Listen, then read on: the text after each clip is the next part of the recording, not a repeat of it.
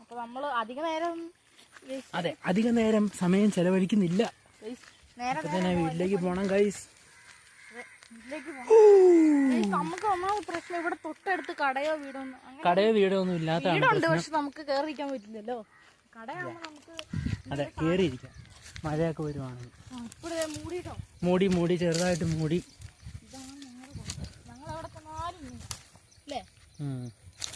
അതെ ഗൈസ്, ഞങ്ങൾ എവിടെ പരിപാടി അവതരിപ്പിച്ചാൽ ഇത് തന്നെ അവസ്ഥ. അതെന്താ ഗൈസ്? കമന്റ് ചെയ്യുക. അപ്പോൾ ഓക്കെ ഗൈസ്, ഞങ്ങളൊന്നും അധികം നേരം ഇവിടെ നിൽക്കുന്നില്ല.